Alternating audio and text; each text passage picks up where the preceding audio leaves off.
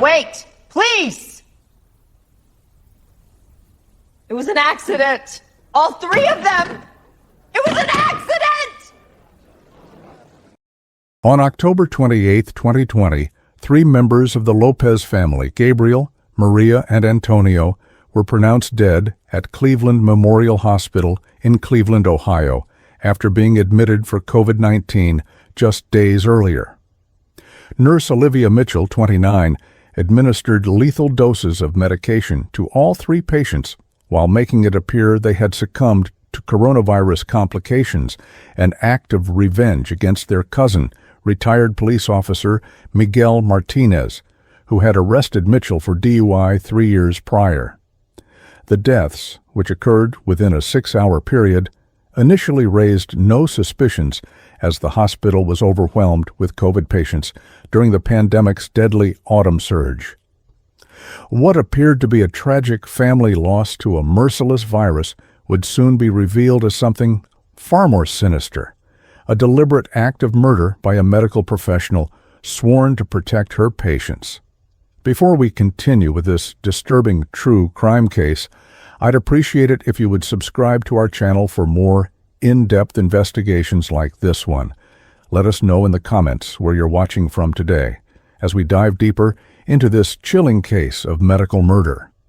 The early weeks of the pandemic had brought chaos to Cleveland's healthcare system, with hospitals strained to breaking points and medical staff working grueling shifts under constant pressure and fear. The city's industrial resilience was being tested like never before, as refrigerated trucks became temporary morgues and PPE shortages put frontline workers at constant risk. Cleveland Memorial Hospital had converted entire wings to COVID units, reassigning staff based on need rather than specialty, creating a perfect storm of confusion, exhaustion, and lax oversight that Olivia Mitchell would exploit to deadly effect. The Lopez family had been admitted on October 25th, all showing moderate symptoms of COVID-19, but with relatively stable vital signs. Gabriel Lopez, a retired electrician, had moved to Cleveland 5 years earlier to be closer to his cousin Miguel after the officer's retirement from the force.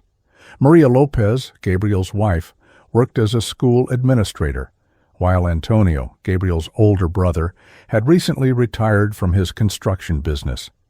The 3 had gathered for a small, socially distanced birthday celebration for Antonio the weekend before falling ill, unaware they had been exposed to the virus. Their shared hospital rooms were on the 4th floor of the North Wing, an area typically reserved for patients requiring moderate care but not yet needing ventilators or ICU placement. Olivia Mitchell was assigned to the 2nd floor that week, but made a point to approach the 4th floor nursing supervisor early in her shift on October 28th, offering to take on additional patients. "We're short-staffed everywhere," she had said with convincing concern, "and I noticed there are 3 patients with the same last name upstairs who might appreciate having the same nurse." The supervisor, grateful for the extra help during the chaotic shift, agreed without hesitation, unaware she was enabling a murderer to access her victims. Mitchell's knowledge of the Lopez family's relationship to Officer Martinez was no coincidence. She had been meticulously planning her revenge for months, tracking Miguel Martinez's family through social media and waiting for an opportunity. The pandemic had provided the perfect cover, a time when death had become so commonplace that 3 more fatalities would hardly raise an eyebrow. The sequence of deaths began with Antonio Lopez at 10:43 a.m., followed by Maria at 2:17 p.m., and Gabriel at 4:52 p.m. Mitchell recorded nearly identical notes for each patient. Patient experiencing increased respiratory distress, oxygen levels dropping despite supplemental O2, administered prescribed medications as per protocol, called code at time after patient became unresponsive. Each death appeared to follow the cruel but familiar trajectory of severe COVID cases, with patients rapidly deteriorating despite medical intervention. The attending physician, Dr. Sarah Patel, signed the death certificates listing acute respiratory distress syndrome due to COVID-19 as the cause of death for all 3 patients. No autopsies were ordered, as the hospital was following pandemic protocols that limited post-mortem examinations of confirmed COVID patients to reduce staff exposure to the virus. Mitchell completed her 12-hour shift with a calm demeanor that several colleagues would later describe as oddly detached. She filed her reports, sanitized her station, and clocked out at 7:00 p.m., driving back to her empty one-bedroom apartment in a modest complex on Cleveland's west side. The night nurse who took over her patients noted that Mitchell's documentation was impeccable, almost suspiciously thorough, with every medication, every vital sign, every intervention meticulously recorded. In her apartment, Olivia opened a bottle of expensive champagne she had purchased specifically for this occasion, toasting her success in front of a bathroom mirror where she had taped the 3-year-old mugshot that had destroyed her life. "Cheers, Officer Martinez," she whispered to her reflection. "Now you know what it feels like to lose everything." The following morning, Mitchell called in sick, claiming COVID-like symptoms that would require her to quarantine for 2 weeks. This calculated move gave her distance from the hospital during the critical period when questions might first arise. She spent those days alternating between monitoring news sites for any mention of the Lopez deaths and scrolling through Miguel Martinez's social media accounts, waiting to see evidence of his grief. Her apartment walls were covered with printed screenshots of her DUI arrest coverage, newspaper clippings about Martinez's career, and maps of the hospital floors with patient room assignments highlighted in red. The pandemic had left Mitchell completely isolated. Her ex-husband had taken their children to live with his parents in another state. Her nursing colleagues maintained only professional relationships, and her parents had disowned her after her DUI arrest became a viral sensation on local social media. The first hint of suspicion came not from investigators but from a pharmacy technician who was reviewing medication disbursement records 3 days after the deaths. The technician noticed that certain medications had been checked out by Mitchell for the Lopez patients that weren't typically used for COVID treatment. When she mentioned this to her supervisor, it was initially dismissed as a documentation error, something common during the chaotic pandemic workflow. The bodies of the Lopez family had already been cremated, following the expedited protocols for COVID victims that had become standard practice during the pandemic surge. Cleveland's unforgiving autumn weather had turned bitter, with freezing rain coating the city in a slick layer of ice as Olivia Mitchell remained in her apartment, believing she had committed the perfect crime. Gabriel Lopez had always been known for his boisterous laugh and generous spirit, a man who would spend weekends helping neighbors with electrical problems without accepting payment. He had met Maria, the love of his life, in high school, and their 35-year marriage had been a partnership built on mutual respect, shared humor, and a deep commitment to family values. Their 2 children, Elena and Marcus, both lived on the West Coast, unable to travel to Cleveland due to pandemic restrictions when their parents fell ill. Gabriel had spent his career as an electrician for the city of Cleveland, taking pride in keeping the power flowing to homes, businesses, and streetlights across the tough industrial landscape, often working overnight shifts during storms to restore electricity to vulnerable neighborhoods. Maria Lopez had dedicated her life to education, serving as an administrator at a local elementary school, where she was beloved for her firm but compassionate approach to both students and teachers. She had a talent for diffusing tense situations with a well-timed joke or a thoughtful question, skills that had made her an invaluable mediator in school conflicts. The walls of their modest Cleveland home were covered with children's artwork gifted to her over decades of service, alongside family photos documenting camping trips, graduations, and holiday gatherings. Maria had been planning a virtual Thanksgiving celebration for the extended family, determined not to let the pandemic break their traditions completely, and had been sending detailed emails about the menu and schedule just days before falling ill. Antonio Lopez, the eldest of the three siblings, had built his construction company from nothing after immigrating to the United States in his early 20s. His weathered hands and sun-creased face told the story of decades of outdoor labor, but his eyes remained bright and curious even in his retirement years. A widower since his wife Lucia had passed from cancer 5 years earlier, Antonio had thrown himself into community service, volunteering with a program that taught construction skills to at-risk youth. His relationship with his cousin Miguel Martinez had been more like that of brothers, the two men having grown up together in the same neighborhood before Miguel's family moved to Cleveland, and Antonio eventually following with his siblings to maintain those close family bonds. The Lopez family's home in Cleveland's Clark Fulton neighborhood was a gathering place for extended family and friends, known for Sunday dinners that would stretch late into the evening with music, stories, and Miguel Martinez's famous homemade sangria. Their modest two-story house had a large back porch that Gabriel had built himself, where the family would sit on summer evenings watching fireflies rise from the overgrown lots of vacant properties nearby. Despite the challenges of living in a city struggling with industrial decline, the family had created a warm oasis of connection and support, with neighbors often stopping by to share food, borrow tools, or simply enjoy the Lopez family's welcoming presence. Their COVID infections had begun with what seemed like ordinary cold symptoms. Gabriel complained of a headache and slight fever on October 22nd, with Maria and Antonio developing similar symptoms the following day. Miguel Martinez had been the one to insist they get tested, driving them to a community testing site where all three received positive results on October 24th. By the next morning, their conditions had worsened significantly, with dropping oxygen levels that prompted Miguel to call an ambulance.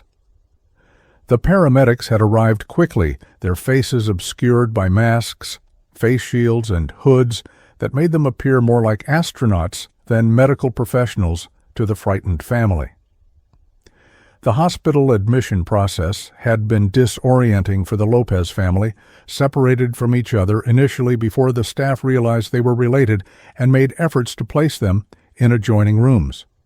Gabriel had managed to send a few text messages to his children that first day, reassuring them that he was receiving good care and that they should not worry or try to travel during the pandemic. His last message to his daughter Elena read, "The nurses here are angels. One even volunteered to take care of all three of us so we wouldn't have different people coming in and out. Don't worry, mija. We'll be home before you know it." That nurse was Olivia Mitchell, already positioning herself to gain access to her intended victims while building a reputation for compassionate care. Miguel Martinez visited the hospital daily, though COVID protocols prevented him from entering the building. He would stand in the parking lot beneath their windows, holding signs with encouraging messages and speaking to his cousins via phone when they had the strength to talk.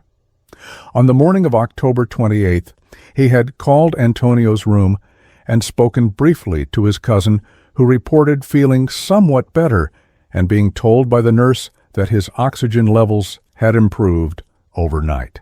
6 hours later, all three of his beloved family members would be dead, victims not of the virus that had brought them to the hospital, but of a calculated murder plot born of a 3-year grudge. The lives of Gabriel, Maria, and Antonio Lopez represented the best of Cleveland's resilient spirit, hard-working immigrants and children of immigrants who had built stable, meaningful lives despite economic challenges and changing times. They had weathered the Rust Belt's industrial decline, adapted to new technologies in their respective fields, and maintained strong family bonds across generations and distances. Their deaths created a void not only in their immediate family, but in the community they had served with such dedication.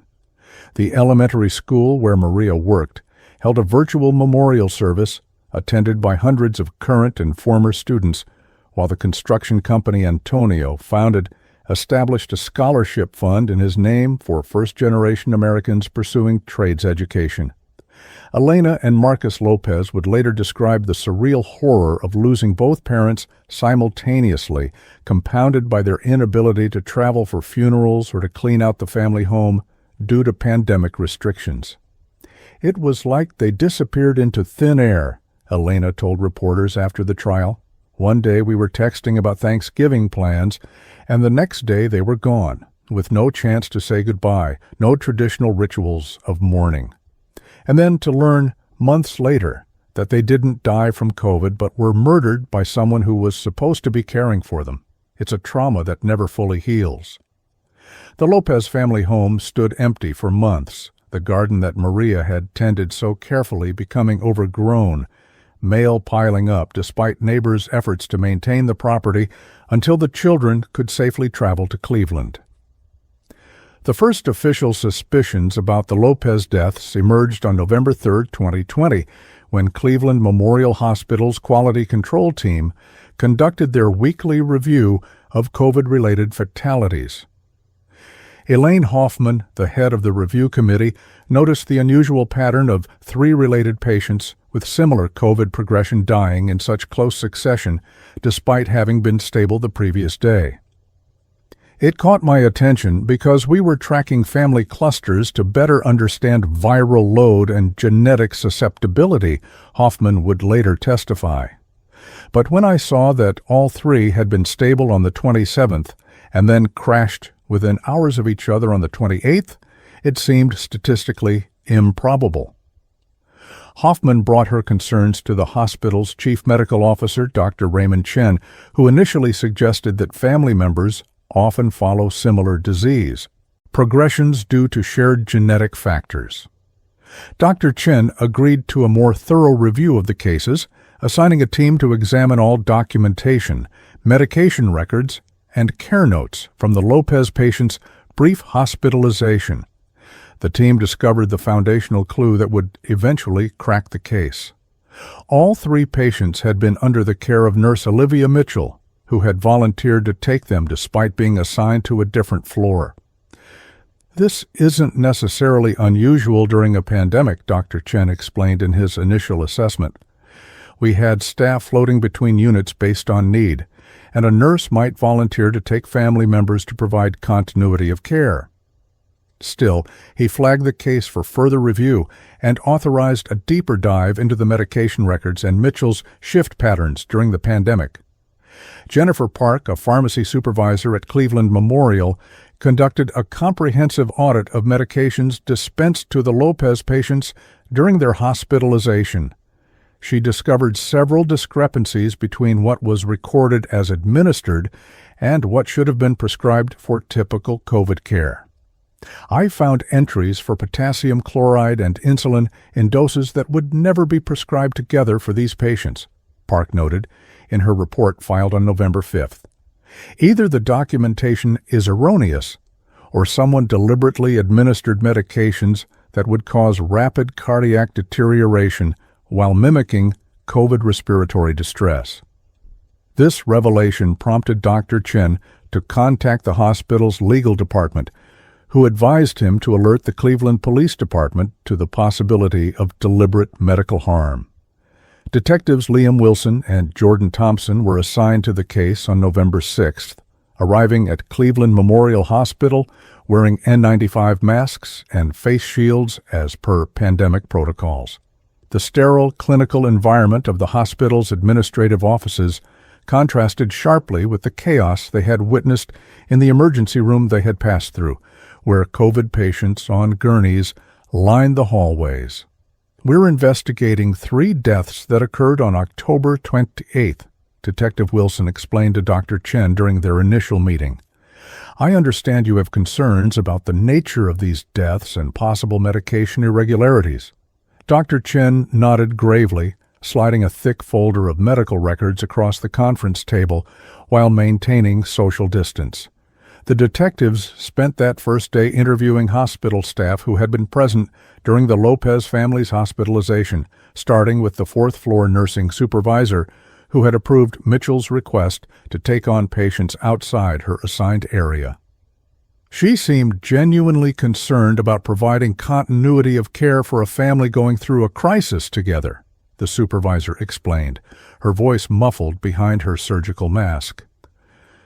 We were short-staffed, and having one nurse for all 3 patients seemed efficient and compassionate.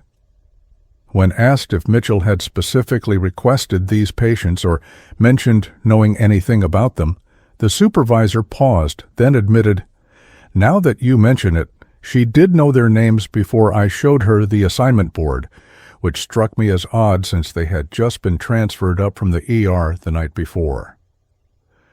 The investigation took a critical turn when Detective Thompson interviewed the hospital's electronic medical records specialist, who provided access to the system's login history. Nurse Mitchell accessed the Lopez patients' records multiple times before they were assigned to her care, going back to their initial admission in the ER, the specialist reported. She also searched the hospital database for the name Martinez the day before they were admitted, which is strange because there was no patient by that name in the system at that time. This digital breadcrumb suggested premeditation and targeting, transforming what might have been considered medical negligence into a potential homicide investigation. By the end of that first day, Detectives Wilson and Thompson had gathered enough concerning information to justify expanding their investigation. They requested preservation of all hospital surveillance footage, a complete audit of the medication dispensing system, and background checks on Olivia Mitchell. "We need to understand if there's any connection between Nurse Mitchell and the Lopez family, or someone named Martinez," Wilson instructed his department's research team via phone from his unmarked police car. "Also, check for any previous patient deaths under unusual circumstances during her shifts." The detectives drove through Cleveland's gray November streets, the city's industrial skeleton shrouded in low clouds, as they discussed their initial impressions of the case. The investigation gained momentum when hospital security footage revealed Mitchell making multiple trips to the medication dispensing station on October 28th, accessing drugs that weren't documented in her patient care notes.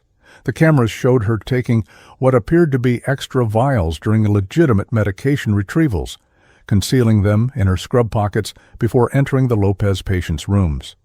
The timing aligns perfectly with the decline in each patient's condition, Thompson noted, as they reviewed the footage in the hospital security office. She visits the med station, then Antonio's room at 10:15, and he's coding by 10:43. Then she repeats the pattern with Maria and Gabriel later in the day. The footage wasn't definitive proof of murder. The cameras couldn't see inside the rooms, but it established a damning pattern of behavior. On November 10th, the detectives received the comprehensive background report on Olivia Mitchell, which contained the crucial connection they had been seeking.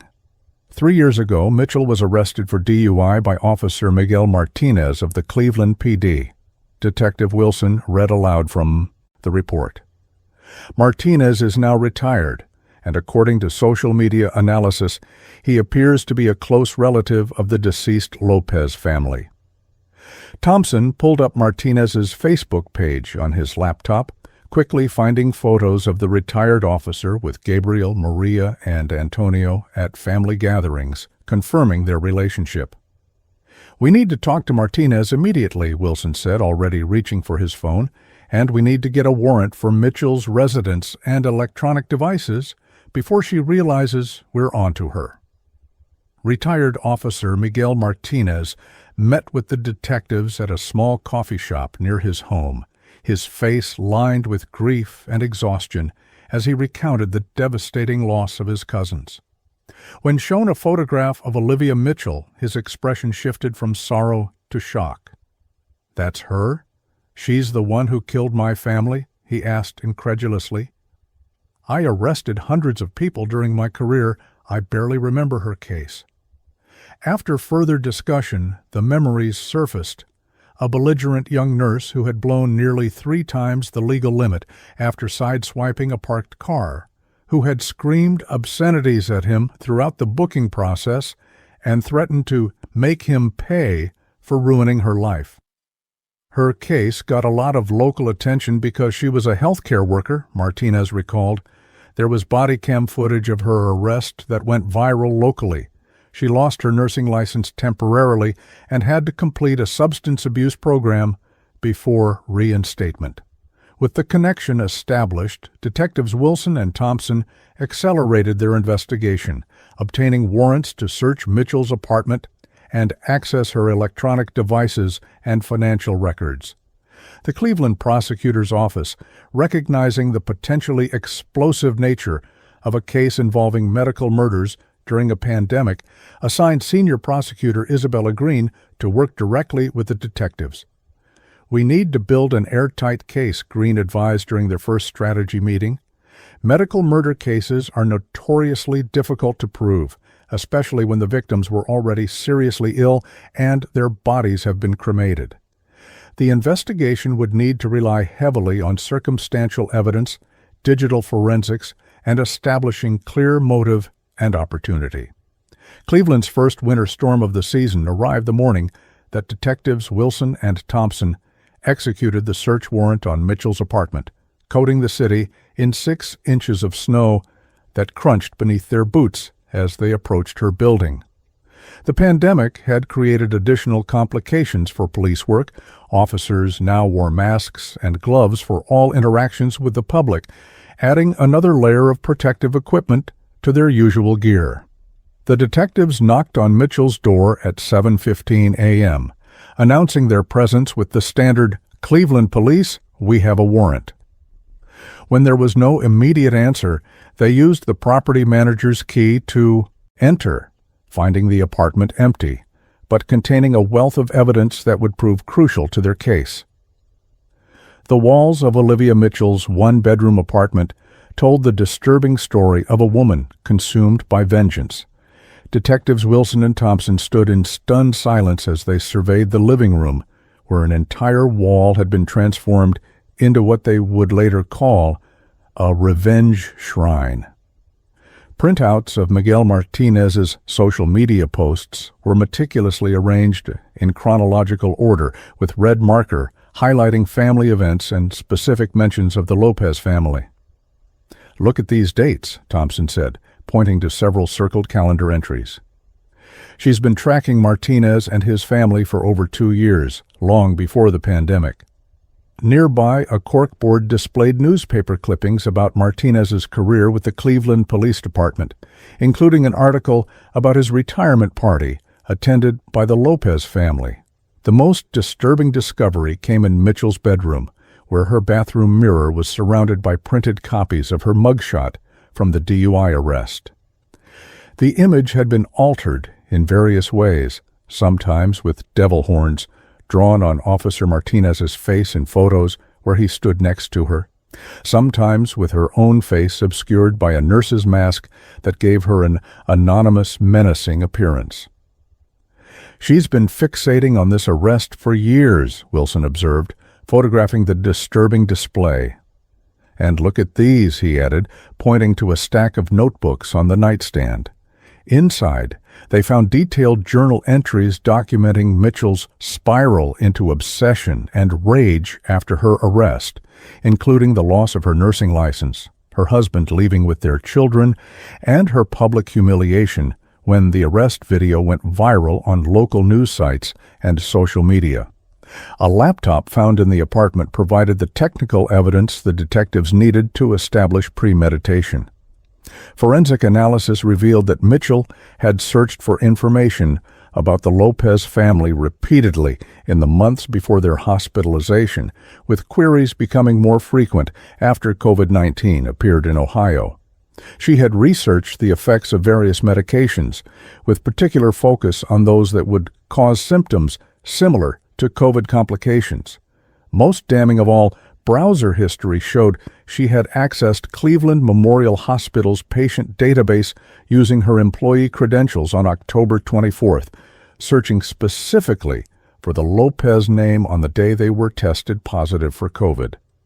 She was watching for them to be admitted, Thompson concluded, and once they were, she positioned herself to be their caregiver despite not being assigned to that floor.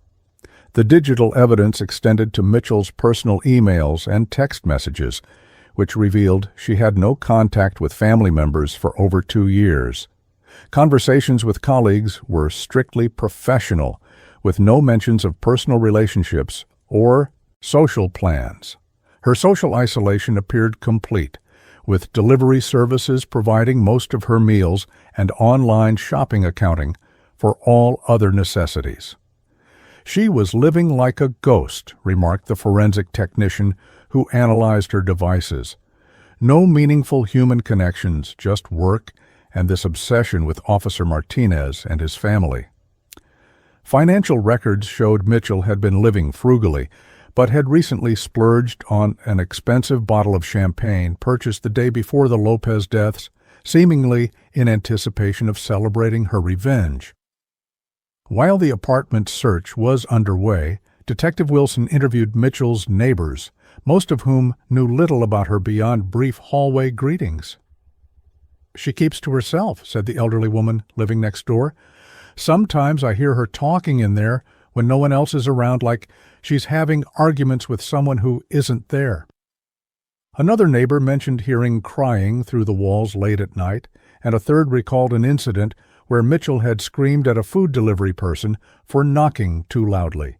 "She seemed high-strung, always wound tight like she might snap."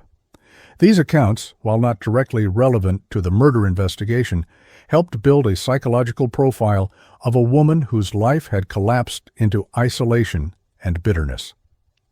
Back at the police station, Detective Thompson compiled a timeline of Olivia Mitchell's life, before and after her DUI arrest by Officer Martinez. Born and raised in Cleveland's working-class Slavic Village neighborhood, Mitchell had been a promising student who earned a nursing scholarship to Cleveland State University. She had married her high school sweetheart, Jason Blackwell, during her second year of nursing school, and they had 2 children in quick succession. Mitchell had worked at Cleveland Memorial since graduating, earning positive performance reviews until her arrest in November 2017. After the arrest, everything fell apart for her, Thompson noted in his case summary.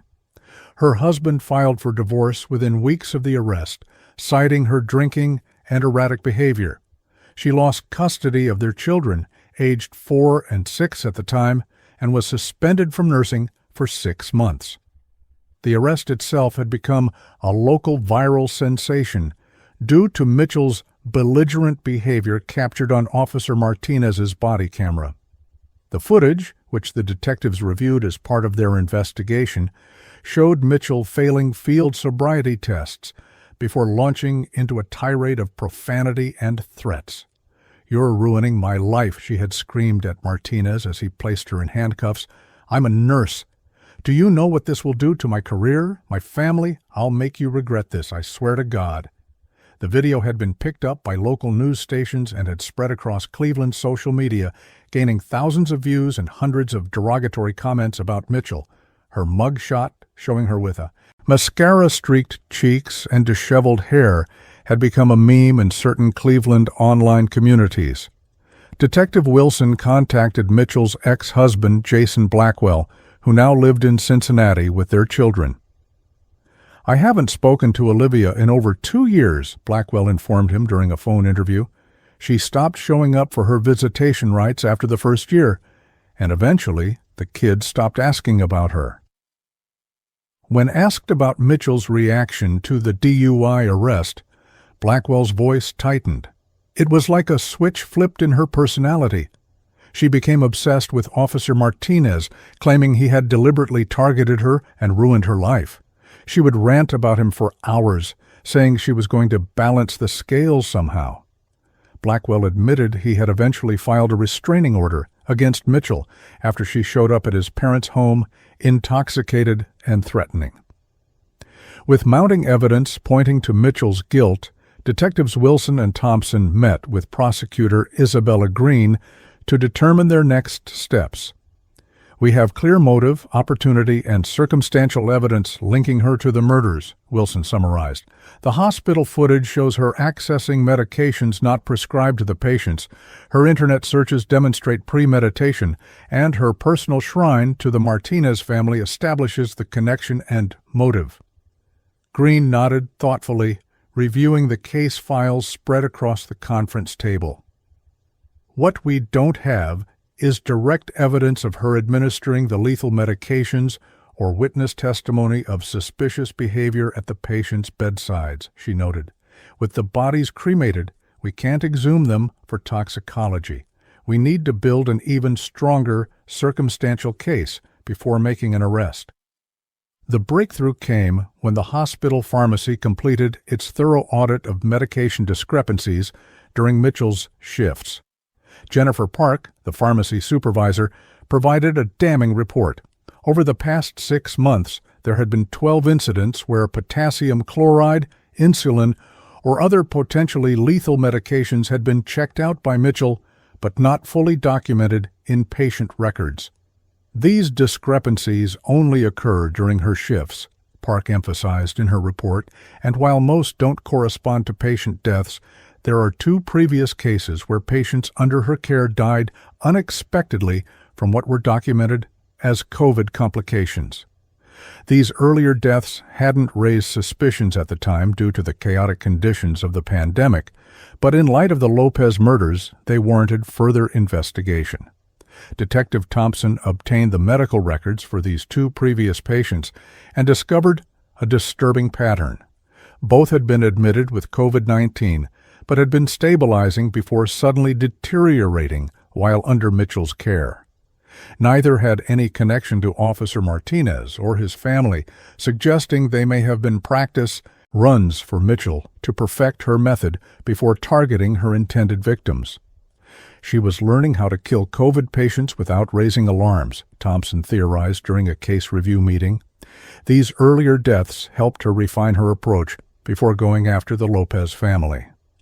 With this additional evidence suggesting a pattern of behavior rather than an isolated incident, Prosecutor Green authorized the detectives to obtain an arrest warrant for Olivia Mitchell on 3 counts of first-degree murder. On the morning of November 15, 2020, as Cleveland struggled through its worst COVID-19 surge to date, Detectives Wilson and Thompson arrived at Cleveland Memorial Hospital, where Mitchell had returned to work after her self-imposed quarantine. The hospital administration had been informed of the imminent arrest, but instructed to maintain normal operations to avoid tipping off the suspect. The detectives, dressed in plain clothes but wearing the now ubiquitous masks, waited near the employee entrance at the shift change. When Mitchell arrived dressed in dark blue scrubs with her blonde hair pulled back in a ponytail, Thompson stepped forward. "Olivia Mitchell, I'm Detective Thompson, Cleveland PD. We need you to come with us." Mitchell's eyes widened above her surgical mask, darting between the 2 detectives before she asked the question that would later be seen as damning. "Is this about the Martinez family?" In the weeks following Olivia Mitchell's arrest, Detectives Wilson and Thompson worked tirelessly to build an airtight case against her, gathering evidence that would withstand the scrutiny of both the court and the media. The case had gained national attention, tapping into public fears about vulnerability during hospitalization and adding a new dimension of horror to the pandemic experience. "We need to be methodical and thorough," Detective Wilson reminded his team during their daily briefing. "This isn't just about getting a conviction, it's about restoring public trust in health care during a crisis." The detective's office walls were covered with timeline charts, evidence photographs, and maps of connections between Mitchell, her victims, and Officer Martinez. The foundational clue, Mitchell volunteering to care for patients outside her assigned floor, became the cornerstone of the prosecution's case. Nursing supervisor Heather Jackson provided detailed testimony about Mitchell's unusual request to take on the Lopez patients. In my 15 years of nursing management, I've never seen someone so insistent on caring for specific patients they weren't assigned to, Jackson stated in her deposition. She framed it as wanting to provide continuity of care for a family, but in retrospect, her intensity should have raised red flags.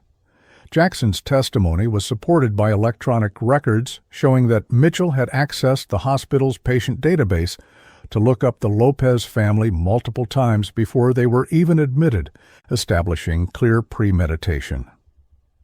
Forensic analysis of Mitchell's digital devices revealed the full extent of her obsession with Miguel Martinez and her plan for revenge. The defendant conducted over 200 searches related to Martinez and his family in the 2 years leading up to the murders, reported FBI cybercrime specialist Agent Simone Parker, who had been brought in to assist with the complex digital evidence. She maintained meticulous notes on their movements, relationships, and vulnerabilities. Most damning were Mitchell's searches in the weeks before the murders: how to make a COVID death look natural, medications that mimic respiratory failure, and can potassium chloride be detected after death. These searches established not only intent, but careful planning to avoid detection. The prosecution team, led by Isabella Green, worked with medical experts to reconstruct exactly how Mitchell had killed her victims. Dr. Eleanor Reyes, a toxicologist specializing in forensic medicine, analyzed the medication logs and hospital documentation to build a scientific case despite the absence of autopsy evidence. Based on the medication records and the symptoms documented in the patient's charts, it is my professional opinion that all 3 victims received lethal doses of potassium chloride, followed by insulin to accelerate cardiac arrest, Dr. Reyes concluded in her expert report. These medications, when administered to patients already compromised by COVID-19, would cause rapid deterioration that would appear consistent with coronavirus complications to most observers. The motive element of the case was strengthened by testimony from those who had witnessed Mitchell's downward spiral after her DUI arrest. Jason Blackwell, Mitchell's ex-husband, provided painful details about how the arrest had triggered her obsession. Before the DUI, Olivia was ambitious and dedicated to her nursing career. After Officer Martinez arrested her, she became fixated on how one night had destroyed everything she'd worked for. Blackwell described how Mitchell had lost her nursing license temporarily, then struggled to find work due to her viral mugshot appearing in searches of her name. The arrest video was everywhere locally. People recognized her at the grocery store, at our kids' school events. She couldn't escape it, and she blamed Martinez entirely, never accepting responsibility for driving drunk. The investigation uncovered how thoroughly Mitchell's life had collapsed following her arrest and the public humiliation that followed. Her parents, conservative Catholics who placed high value on reputation, had cut contact after the arrest video went viral. Court records showed she had initially fought for joint custody of her children, but stopped attending scheduled visitations after losing her nursing license, unable to face them during her professional disgrace. Social media records revealed cruel comments on local Cleveland community pages where her mugshot would periodically recirculate, with users making jokes about entrusting their health to drunk nurses. Mitchell had eventually deleted all her social media accounts, retreating into isolation, broken only by her work shifts at the hospital after her license was reinstated. Detective Thompson built a psychological profile of Mitchell with the help of forensic psychiatrist Dr. Martin Cohen, who reviewed her journals, online activity, and interviews with those who knew her. What we see is a classic case of narcissistic injury, leading to obsessive revenge fantasies that eventually manifested in violence, Dr. Cohen explained during a case preparation meeting. Mitchell experienced a very public humiliation that she perceived as destroying her identity as a respected professional and mother.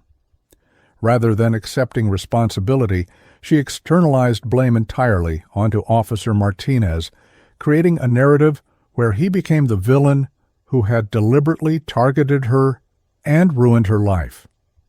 This psychological framework helped explain why Mitchell had targeted Martinez's family rather than Martinez himself. She wanted him to experience the same loss and helplessness she had felt. The investigation also revealed how the pandemic had created the perfect conditions for Mitchell's revenge plan. Cleveland Memorial Hospital, like healthcare facilities nationwide, had been operating under emergency protocols that reduced oversight and documentation requirements to cope with the overwhelming patient load. Staff were frequently reassigned between departments based on need, making Mitchell's request to care for patients outside her assigned floor seem less unusual. COVID-19 created the perfect storm of opportunity, Detective Wilson noted in his case summary. Overworked staff, relaxed protocols, minimal visitor access, and a disease with a high mortality rate that could mask deliberate harm. Mitchell had exploited these vulnerabilities with calculated precision, selecting a moment when the system was least equipped to detect her actions. Prosecutor Isabella Green worked with the detectives to address potential weaknesses in their case, particularly the lack of direct evidence showing Mitchell administering the lethal medications. The defense will argue that in a pandemic emergency setting, medication errors are common, and that these deaths were tragic but not criminal, Green cautioned during a strategy session. To counter this, the prosecution team built a comprehensive timeline using hospital security footage, electronic medication dispensing records, badge access logs, and witness statements from other staff members. This timeline demonstrated that Mitchell was the only person who had access to all three patients during the critical periods when their conditions suddenly deteriorated, eliminating the possibility that someone else had administered the fatal doses. As the case against Mitchell solidified, Detective Thompson made a disturbing discovery while reviewing her journal entries from the weeks before the murders. Mitchell had written about watching the daily COVID-19 death statistics with a sense of opportunity rather than dread. Every day the numbers climb, and every day it becomes easier to hide what I'm planning. 1 more death, 3 more deaths. Who would even notice in this chaos? M's family deserves to know what it feels like to lose everything in an instant. These private writings revealed not only premeditation, but a chilling awareness of how the pandemic provided cover for her crimes. She wasn't just committing murder, Thompson told his partner. She was weaponizing a global health crisis to execute her revenge. Miguel Martinez provided emotional testimony about learning of his cousin's deaths and the devastating impact it had on his family. I got the call that Antonio had died, and before I could even process that, they told me Maria was gone too. Then, Gabrielle. Martinez's voice broke as he described standing in the hospital parking lot, prohibited from entering due to COVID restrictions, as the bodies of his loved ones were removed. I never connected it to the DUI arrest. Why would I? It was a routine arrest among hundreds I made during my career. I didn't even remember her name until the detectives showed me her picture. This testimony was crucial for establishing that Martinez had not continued any vendetta against Mitchell after her arrest, undermining any potential defense claims that he had targeted or harassed her. By early December 2020, as Cleveland struggled through the darkest days of the pandemic winter, the prosecution had assembled what Isabella Green called a mountain of evidence against Olivia Mitchell. The case file included thousands of pages of documentation, hospital records, digital forensics, witness statements, expert analyses, and Mitchell's own incriminating writings. What emerged was the portrait of a woman who, rather than rebuilding her life after a setback of her own making, channeled all her energy into planning an elaborate revenge, Green summarized for the district attorney during their final pre-trial briefing. She exploited a global health crisis, violated her professional oath, and murdered 3 innocent people whose only crime was being related to the officer who arrested her for driving drunk. The evidence is overwhelming, and we are ready to present it to a jury.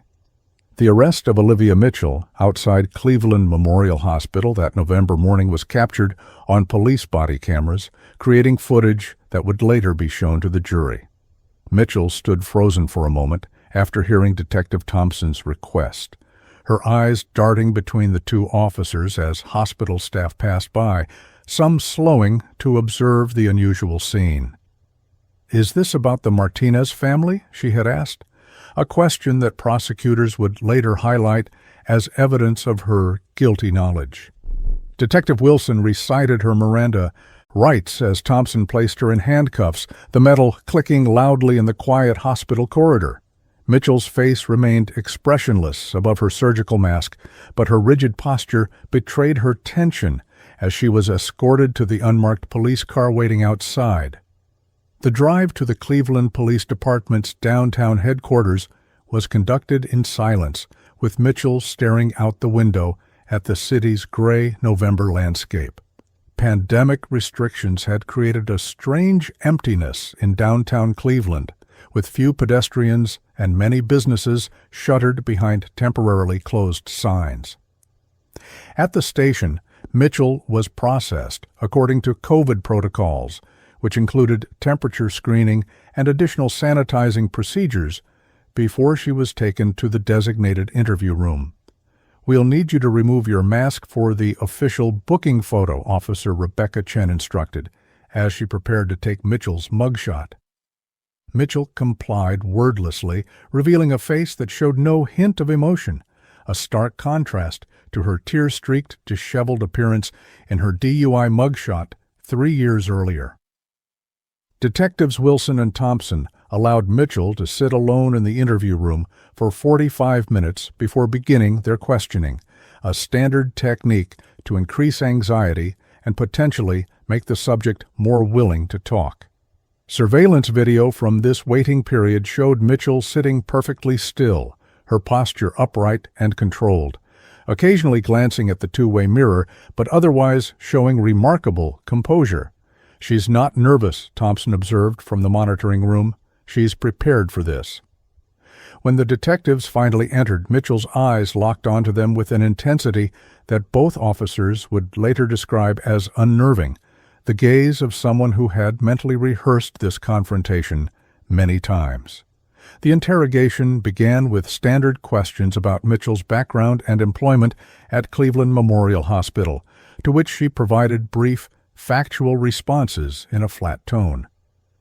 "How long have you worked at Cleveland Memorial?" Wilson asked. 5 years and 3 months with a 6-month suspension in 2017, Mitchell replied without hesitation. When the questions shifted to her knowledge of the Lopez family, Mitchell's demeanor changed subtly. Her responses became more measured, her eyes more focused. "I was their nurse on October 28th because we were short-staffed, and I volunteered to provide continuity of care for a family in crisis," she stated, reciting what sounded like a prepared explanation.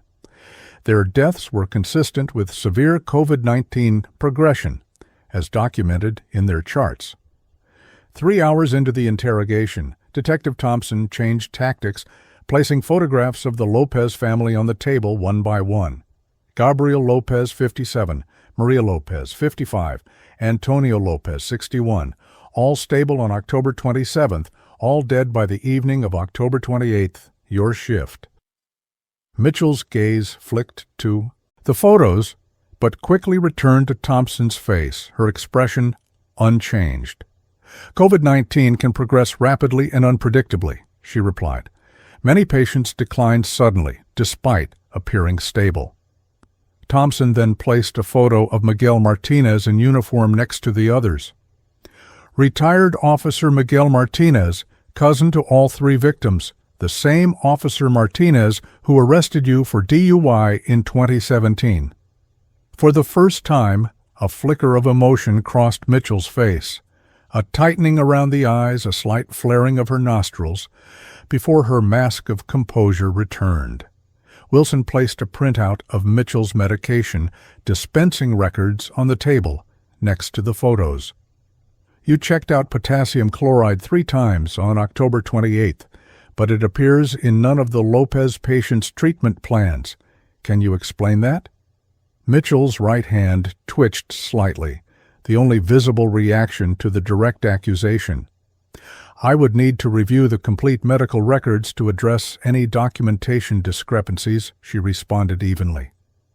Pandemic protocols created many challenges for normal record-keeping procedures. Thompson leaned forward, his voice hardening. This isn't about paperwork errors, Nurse Mitchell. This is about you deliberately administering lethal medications to 3 patients because they were related to the officer who arrested you. The detectives then revealed their strongest evidence. The photographs of Mitchell's apartment walls covered with images of Martinez and his family, the journal entries detailing her obsession with revenge, and the internet search history showing her research into untraceable methods of killing COVID patients. We have you searching, will potassium chloride be detected in COVID patients after death 2 weeks before you murdered the Lopez family, Wilson stated flatly. Your apartment is a shrine to your hatred of Miguel Martinez, and you specifically volunteered to be assigned to his relatives when they were admitted with COVID. With each piece of evidence presented, Mitchell's composure fractured slightly, a muscle jumping in her jaw, her breathing becoming more rapid, her fingers curling into fists beneath the table.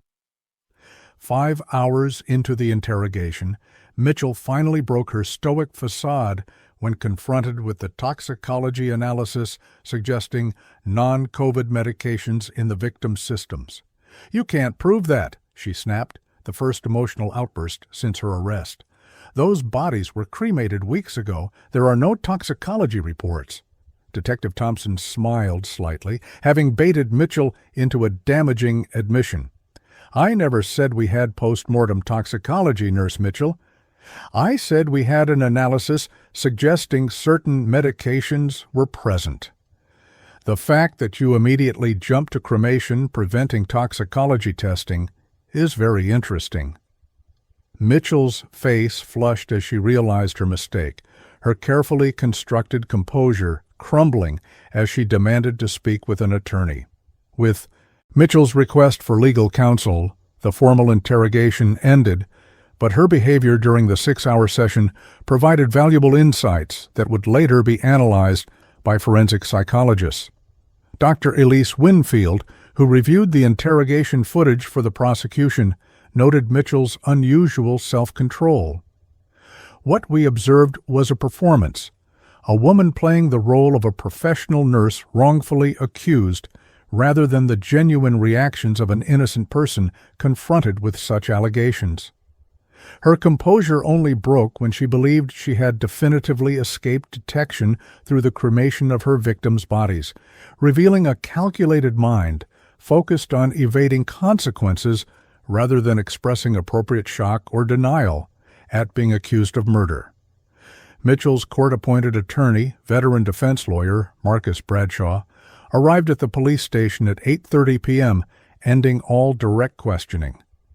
The detectives observed their interaction through the two-way mirror, noting how Mitchell's demeanor changed completely when speaking with her lawyer. Gone was the cool professional, replaced by an agitated, occasionally tearful woman who gestured emphatically as she spoke. She's showing him a different face, Wilson remarked to Thompson. The jury will never see this version of Olivia Mitchell. By the time she gets to court, she'll have a carefully crafted persona, probably the dedicated nurse devastated by false accusations during a pandemic crisis. Thompson nodded in agreement. That's why we need every piece of evidence locked down tight. This case will come down to which version of Olivia Mitchell the jury believes. Following the consultation with her attorney, Mitchell was formally charged with 3 counts of first-degree murder and processed into the Cuyahoga County Jail to await arraignment. The jail, like all congregate facilities during the pandemic, had implemented strict COVID protocols that included a 14-day quarantine period, for new inmates. Mitchell was placed in an isolation cell in the Medical Observation Unit, a standard procedure for healthcare professionals in custody to protect them from other inmates. Jail staff reported that Mitchell remained largely silent during processing, speaking only to request a notebook and pen to prepare for my defense. The request was granted under standard protocols allowing inmates access to basic writing materials. News of Mitchell's arrest spread rapidly through local media and then gained national attention as details of the case emerged. Cleveland Memorial Hospital released a brief statement expressing shock and cooperating fully with the investigation while implementing additional safeguards for medication dispensing and patient assignments. The pandemic context added an extra dimension of public interest. The case played into existing anxieties about hospital safety during COVID-19 and raised uncomfortable questions about who was caring for vulnerable patients behind closed doors when family members were prohibited from visiting. Detective Wilson found himself fielding calls from national news outlets seeking comments on what was being called the COVID revenge killings, while hospital administrators dealt with a wave of concerned patients requesting room transfers and questioning their medications. In the days following her arrest, Mitchell maintained her public stance of professional indignation at being falsely accused. But her jail cell told a different story. During a routine cell check, corrections officers discovered Mitchell had covered pages of her notebook with repetitive writing. They deserved it, written hundreds of times in increasingly erratic handwriting. When this evidence was submitted to the court, Mitchell's attorney argued unsuccessfully that it should be suppressed as a private therapeutic exercise, protected by doctor-patient confidentiality since Mitchell had been under psychological evaluation. Judge Eleanor Blackwood ruled that writings in a jail cell carried no expectation of privacy and were admissible as evidence of Mitchell's state of mind following her arrest. The trial of Olivia Mitchell began on April 12, 2021, in the Cuyahoga County Courthouse, a massive stone building that stood as a stark contrast to the modern skyline of downtown Cleveland. The proceedings took place under stringent COVID-19 protocols, with jurors seated 6 feet apart, plexiglass barriers between all participants, and mandatory masking for everyone except witnesses while testifying. Media interest had remained intense during the 5 months since Mitchell's arrest, with national news outlets sending correspondents to cover what had become known as the pandemic revenge murders. The courtroom's limited pandemic capacity meant that only immediate family of the victims, select members of the press, and essential court personnel were permitted inside, with a live stream provided for the public and additional media. Judge Eleanor Blackwood, a stern, silver-haired jurist with 20 years on the bench, opened the proceedings with a warning about the unique circumstances of the trial. This case will examine events that occurred during one of the most challenging periods in our nation's recent history, she advised the jury in her preliminary instructions. You will hear evidence about medical procedures during the COVID-19 pandemic, a time of unprecedented stress on our healthcare system. Your task is to evaluate the evidence regarding the defendant's actions without allowing the broader context of the pandemic to influence your judgment of her guilt or innocence. This admonition reflected the defense's pretrial motions arguing that pandemic conditions had created documentation errors that were being misinterpreted as evidence of criminal intent. Prosecutor Isabella Green approached the jury for her opening statement, dressed in a somber navy suit, her movements deliberate as she navigated the socially distanced courtroom layout. This case is about a calculated act of revenge executed by a medical professional who exploited a global health crisis to murder 3 innocent people, she began, her voice clear despite the muffling effect of her mask. The evidence will show that the defendant, Nurse Olivia Mitchell, deliberately targeted Gabriel, Maria, and Antonio Lopez for one reason only. They were family members of retired Officer Miguel Martinez, who had arrested Ms. Mitchell for driving under the influence 3 years earlier. Green methodically outlined the prosecution's case, emphasizing the foundational clue that had first raised suspicions: Mitchell's unusual behavior in volunteering to care for patients outside her assigned floor. Green projected a hospital floor plan onto the courtroom's large screen, highlighting the second floor where Mitchell was officially assigned and the fourth floor where the Lopez family had been placed. Nurse Mitchell made a specific point of requesting to care for these 3 patients whom she had never met before on a floor she wasn't assigned to during a shift when she had a full patient load already. The prosecutor then displayed Mitchell's electronic badge access records, showing she had visited the hospital's medication dispensing system multiple times on October 28, 2020. Each of these medication retrievals corresponds with a visit to one of the Lopez patients, and each of those visits was followed within 30 minutes by that patient experiencing sudden cardiac distress consistent with potassium chloride toxicity. The prosecution's opening statement then addressed the critical element of motive, with Green projecting Mitchell's DUI mugshot alongside Officer Martinez's body camera footage from the 2017 arrest. The evidence will show that this single incident, an arrest for driving while intoxicated at nearly 3 times the legal limit, became the defendant's obsession. After her arrest went viral locally, Ms. Mitchell lost her nursing license temporarily, her husband filed for divorce, she lost custody of her children, and her public reputation was damaged. Green's voice remained measured as she described Mitchell's downward spiral. Rather than accepting responsibility for driving drunk and endangering others, the defendant externalized all blame onto Officer Martinez. Her apartment walls were covered with images of him and his family, her internet searches focused on finding personal information about them, and her journal entries explicitly discussed making him pay for what she perceived as the destruction of her life.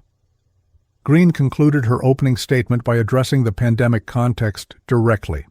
The evidence will show that Olivia Mitchell saw COVID-19 not as the global tragedy it was, but as an opportunity, a smokescreen behind which she could execute murder and escape detection.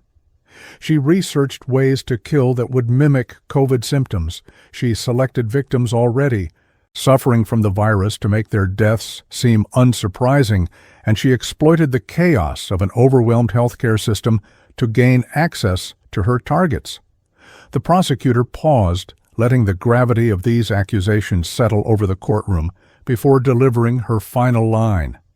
This is not a case about pandemic healthcare failures or documentation errors. It is a case about a nurse who betrayed her oath, exploited a crisis, and deliberately ended 3 lives in an act of calculated revenge. Defense attorney Marcus Bradshaw rose for his opening statement, his tall frame making the plexiglass barrier seem inadequate as he addressed the jury. Where Green had been precise and methodical, Bradshaw adopted a more conversational tone, occasionally removing his mask to drink water in a way that gave jurors glimpses of his expressive face. Ladies and gentlemen, this case is indeed about the pandemic, but not in the way Ms. Green suggests.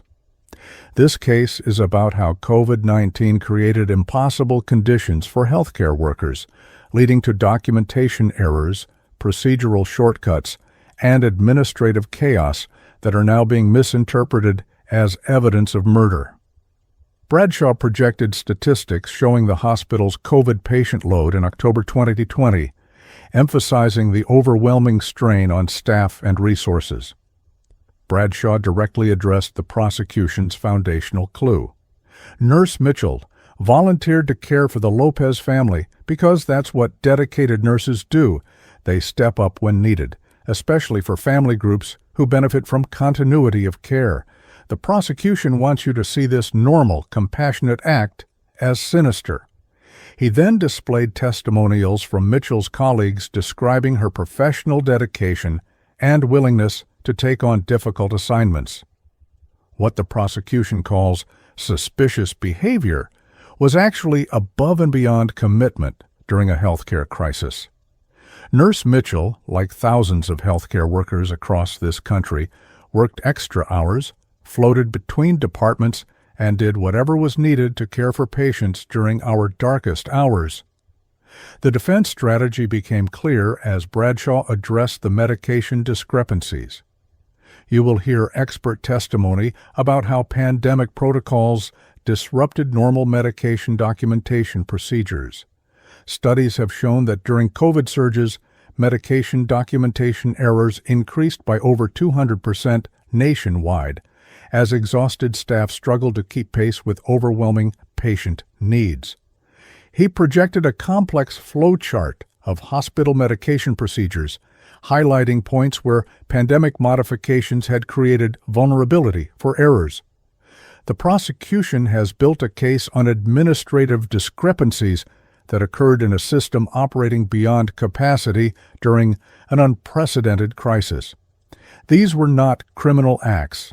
They were the inevitable result of human beings working in impossible conditions. Addressing the motive, Bradshaw adopted a more somber tone. Ms. Mitchell's life was indeed damaged by her DUI arrest and the public humiliation that followed. She lost her marriage, temporary custody of her children, and suffered professional setbacks. She experienced depression and isolation, like millions of Americans during the pandemic. He displayed a timeline showing Mitchell's professional rehabilitation efforts, completing substance abuse treatment, regaining her nursing license, and maintaining sobriety. The prosecution wants you to believe that a dedicated healthcare professional who had rebuilt her career would throw everything away in a murderous revenge plot. The evidence will show instead a woman who had moved forward from her mistakes and was committed to her patients during a global health crisis. Bradshaw concluded by directly challenging the prosecution's characterization of Mitchell's apartment and digital footprint. What the prosecution describes as an obsession shrine, the evidence will show was actually part of Ms. Mitchell's therapy process, documenting the lowest point in her life as a reminder of what she had overcome. Her internet searches about COVID complications were professional research conducted by many healthcare workers trying to understand a new and devastating disease. His final words to the jury emphasized reasonable doubt. The prosecution cannot prove beyond reasonable doubt that these deaths were not simply tragic COVID outcomes like tens of thousands of others across our nation. They cannot prove that medication discrepancies were not documentation errors in an overwhelmed system. They cannot prove that Nurse Mitchell's professional dedication in volunteering for additional patients was motivated by anything other than compassion. And without such proof, you cannot return a guilty verdict. As the opening statements concluded, Judge Blackwood called a brief recess before the prosecution would call its first witness. The jurors filed out, their faces partially obscured by masks, but their eyes revealing the weight of the case before them. In the socially distanced gallery, Miguel Martinez sat with his remaining family members, including Elena and Marcus Lopez, who had traveled from California for the trial. Across the courtroom, Olivia Mitchell sat beside her attorney, her posture rigid, her expression unreadable behind her surgical mask. The stage was set for a trial that would not only determine Mitchell's fate, but would also examine how the extraordinary circumstances of a global pandemic had created both opportunity and cover for a crime that exploited the vulnerabilities of an overwhelmed healthcare system. The prosecution's first witness was Dr. Raymond Chen, Chief Medical Officer at Cleveland Memorial Hospital, who provided context for the hospital's operations during the October 2020 COVID surge. "We were operating well beyond normal capacity," he testified, with staff reassignments, modified protocols, and emergency procedures implemented to handle the patient volume. When Green asked about the hospital's response to the Lopez deaths, Chen described the internal review process that had first identified the suspicious pattern. What initially caught our attention was the unusual timing. 3 related patients who had been stable suddenly deteriorating within hours of each other. When we examined the medication records and saw discrepancies in Nurse Mitchell's documentation, we felt obligated to alert authorities to the possibility of deliberate harm. Hospital Pharmacy Supervisor Jennifer Park followed, providing detailed testimony about the medication dispensing system and the anomalies discovered in Mitchell's access patterns. Using hospital security footage synchronized with electronic medication access logs, Park demonstrated how Mitchell had retrieved medications not prescribed for the Lopez patients shortly before each of their deaths. The timing and selection of medications cannot be explained as standard COVID care or documentation errors, Park testified. Potassium chloride at these concentrations would never be prescribed for these patients, and the pattern of retrieval, once before each patient's decline, suggests deliberate action rather than confusion or error. During cross-examination, Bradshaw pressed Park on pandemic-related documentation issues, but she remained firm. Even accounting for pandemic disruptions, these particular discrepancies stand out as deliberate and concerning. As the first day of trial concluded, media coverage focused on the prosecution's methodical approach to establishing both opportunity and means. Legal analysts noted that Isabella Green was constructing a case that addressed potential pandemic-related reasonable doubts head-on rather than avoiding them. The prosecution isn't running from the COVID context. They're embracing it and showing how Mitchell exploited it, commented legal correspondent Sophia Washington on the Evening News. Tomorrow's testimony is expected to focus on establishing motive through digital forensics and Mitchell's personal writings, potentially the most damaging evidence against her. Outside the courthouse, small groups of protesters had gathered, some supporting healthcare workers and carrying signs reading, "Stop Scapegoating Heroes," others demanding justice for the Lopez family, with photos of the victims and the message they deserved better. The trial's second day began with testimony from FBI cybercrime specialist Agent Simone Parker, who presented the digital evidence recovered from Mitchell's devices. The courtroom grew silent as Parker methodically walked the jury through Mitchell's internet search history in the months leading up to the murders. On August 17, 2020, the defendant searched "How to Kill Someone and Make It Look Like COVID" and "Are Autopsies Performed on COVID Deaths?" Parker testified, displaying screenshots on the courtroom's large monitor. These searches progressed in specificity, with later queries focusing on medications that could mimic respiratory failure, methods to access hospital medication systems without triggering alerts, and specific information about the Lopez family's movements and medical history.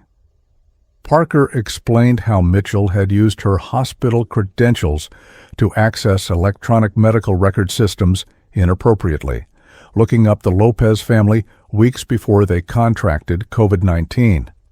Agent Parker's testimony extended to Mitchell's personal journal entries, which provided the most direct evidence of premeditation and motive. Today I saw M's family photo on Facebook, a birthday celebration. They look so happy, so unaware, that everything can be taken away in an instant, Parker read from an entry dated September 2020.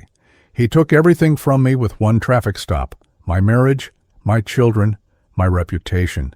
Justice demands balance, an eye for an eye, a family for a family.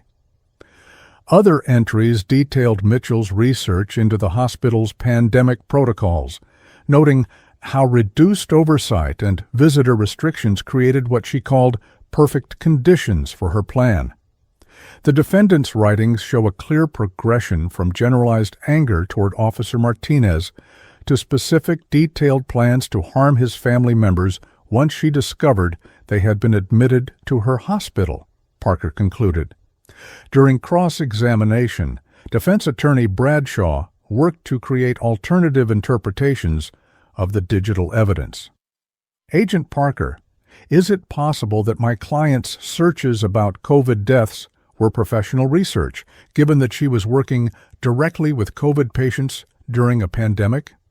Parker acknowledged this possibility, but countered, professional research wouldn't typically include phrases like how to kill or focus on concealing evidence. Additionally, these searches were conducted predominantly from her personal devices outside working hours, not through hospital resources or during shifts. Bradshaw also suggested the journal entries could be interpreted as dark venting rather than actual plans, similar to therapeutic writing exercises. Many people write disturbing thoughts they never intend to act upon as a coping mechanism, he argued, though Parker maintained that the detailed, progressive nature of the entries indicated actual planning rather than emotional release. The prosecution then called nursing supervisor Heather Jackson, whose testimony about Mitchell's unusual request to care for the Lopez family provided the clearest evidence of deliberate targeting. Nurse Mitchell approached me at the beginning of her shift on October 28th, specifically asking to be assigned to these 3 patients, Jackson recounted. She mentioned they were a family group and suggested it would be more efficient to have one nurse for all 3. This seemed reasonable during our staffing shortage, but what struck me later was that she already knew their names and relationship before looking at the assignment board. Jackson explained that floating between floors was common during the pandemic, but typically involved nurses being sent where needed, rather than volunteering for specific patients. In retrospect, her insistence was unusual. She was quite adamant that she should be their nurse, even offering to take on these additional patients while maintaining her regular assignment on the 2nd floor. Detective Liam Wilson testified next, describing the search of Mitchell's apartment and the disturbing shrine dedicated to Officer Martinez and his family. Large photographs of Mitchell's apartment walls were displayed to the jury, showing the meticulous tracking of the Martinez and Lopez families through social media printouts, newspaper clippings, and personal notes. The defendant had created what can only be described as a revenge planning center, Wilson testified. She had maps of the hospital with the Lopez patients' rooms highlighted, printed COVID protocols with notes about vulnerabilities in the system, and a calendar marking October 28th with the notation, "Balance Restored." Wilson also described finding the champagne bottle in Mitchell's recycling bin, with a receipt showing it had been purchased the day before the murders, supporting the prosecution's contention that she had planned to celebrate afterward. The most powerful testimony came from Miguel Martinez himself, who took the stand wearing his former police uniform, his voice steady despite the emotion evident in his eyes. Martinez described his career in law enforcement, including the routine DUI arrest of Olivia Mitchell in November 2017. It was a standard traffic stop. She had sideswiped a parked car and failed field sobriety tests. I had no personal animosity toward her. It was simply my job to enforce the law and protect public safety. Martinez then detailed his close relationship with his cousins, Gabriel, Maria, and Antonio Lopez, showing family photos and describing their weekly gatherings before the pandemic. His testimony turned wrenching as he recounted receiving the calls about their deaths in rapid succession on October 28, 2020. I couldn't even go inside the hospital to say goodbye because of COVID restrictions. I stood in the parking lot looking up at their windows as they died one by one. When asked if he had made any connection between Mitchell's arrest and his cousin's deaths, Martinez shook his head emphatically. I had completely forgotten about her. I made hundreds of DUI arrests during my career. She was just one of many people who made a bad decision to drive intoxicated. I never followed up on her case, never had any further contact with her, never even thought about her until the detectives showed me her photograph after my cousins died. During cross-examination, Bradshaw treated Martinez respectfully, but suggested that the arrest might have been more memorable than he recalled, given Mitchell's belligerent behavior captured on his body camera. "I dealt with belligerent suspects regularly," Martinez responded firmly. "Her behavior was unfortunately common in DUI arrests and didn't stand out in my memory." Dr. Eleanor Reyes, the forensic toxicologist, provided crucial expert testimony explaining how the medications Mitchell had accessed would have affected COVID patients. Potassium chloride administered intravenously in the doses indicated by the dispensing records would cause rapid cardiac arrest that would appear similar to a COVID complication, particularly in patients already experiencing respiratory distress, Dr. Reyes explained, using visual aids to show the physiological process to the jury.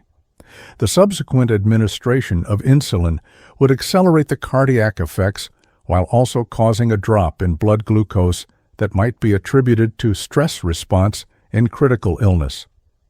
Without specific toxicology testing, which is not standard for COVID deaths, these interventions would likely be attributed to disease progression rather than deliberate harm. Hospital colleague nurse Rachel Winters testified about Mitchell's behavior in the days surrounding the murders, describing a chilling interaction that occurred the morning after the Lopez deaths. "She seemed unusually upbeat, given that she had lost 3 patients the day before," Winters recalled. "When I mentioned how tragic it was for one family to lose 3 members to COVID, she said something that didn't register as strange until later.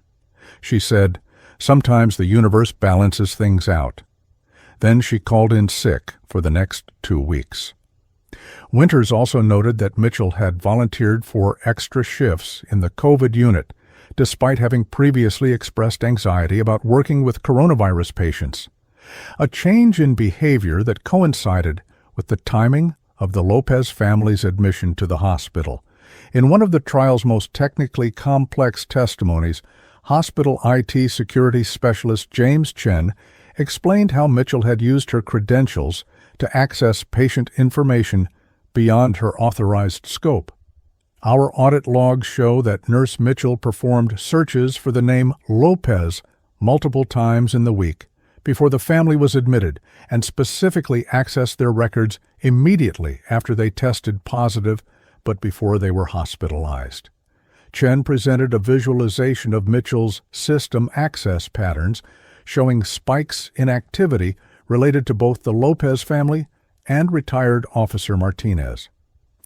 She also accessed the hospital's staff assignment system the day before her shift, which would have shown her which floor the Lopez family would be placed on once admitted. This level of targeted research goes well beyond normal clinical information gathering. The defense began presenting its case on the trial's 4th day, calling Dr. Nathan Goldberg, a specialist in pandemic hospital operations who had conducted research on documentation errors during COVID-19 surges. Healthcare systems nationwide experienced unprecedented disruption during this period, Dr. Goldberg testified.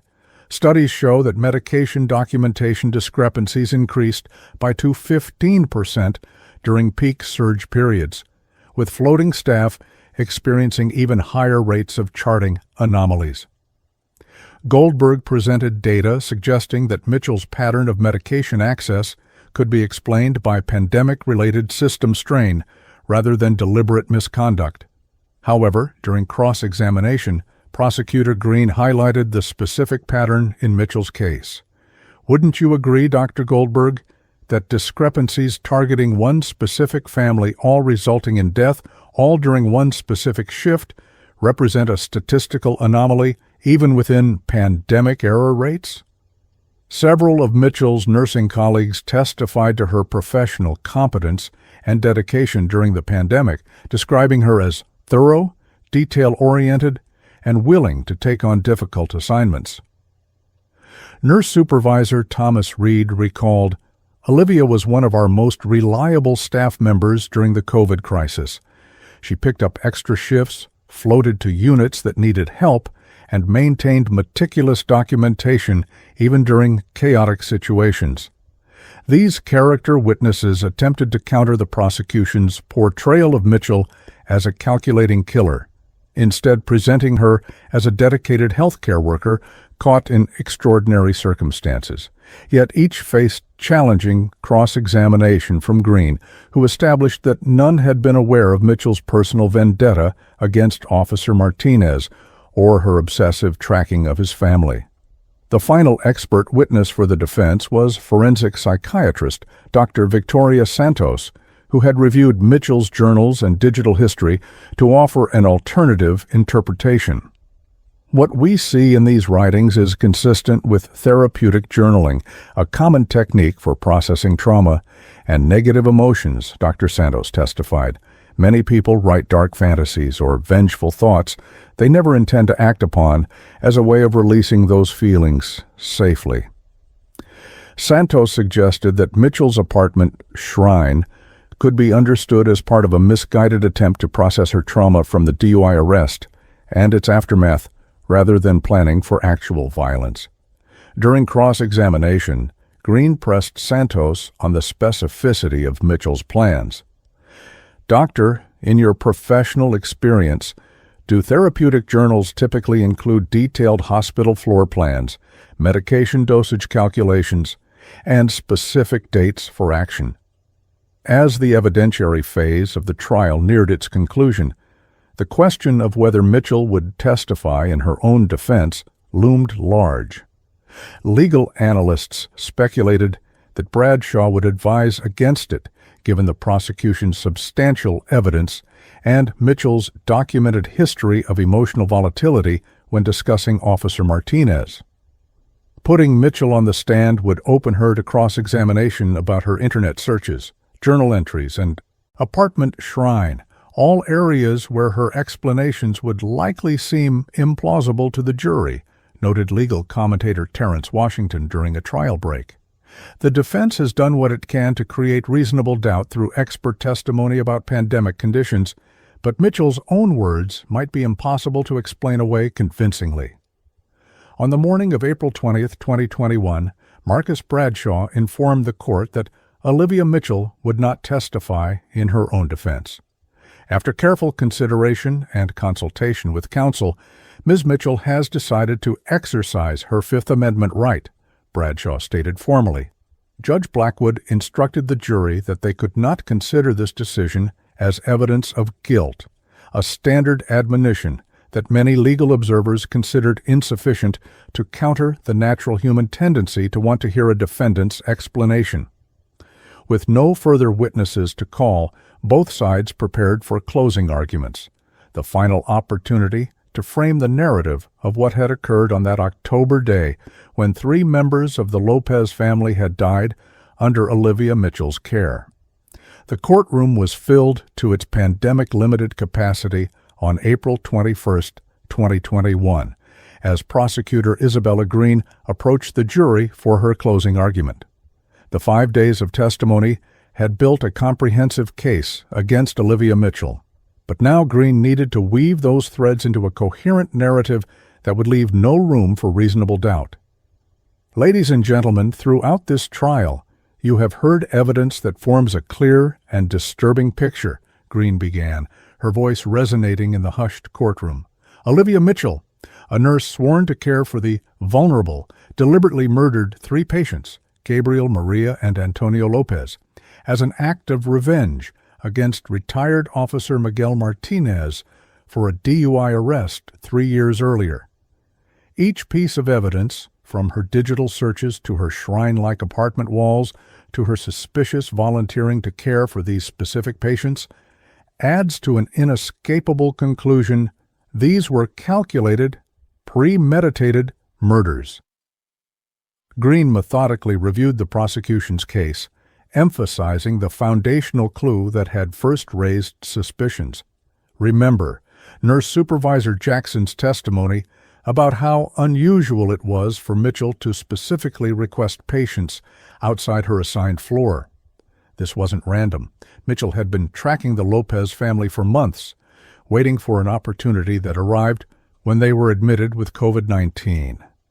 The prosecutor displayed a timeline showing Mitchell's internet searches progressing from general queries about making deaths look like COVID to specific research on the Lopez family's medical conditions. This is not the research of a dedicated healthcare professional. This is the planning of a killer who saw the pandemic as an opportunity to execute revenge while escaping detection.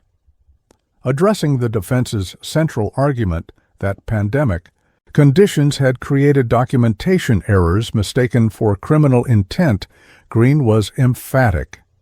The defense wants you to believe that what happened to the Lopez family was just a tragic coincidence of pandemic chaos, that medication discrepancies, documentation errors, and unusual staffing arrangements all unfortunately aligned to create the appearance of murder.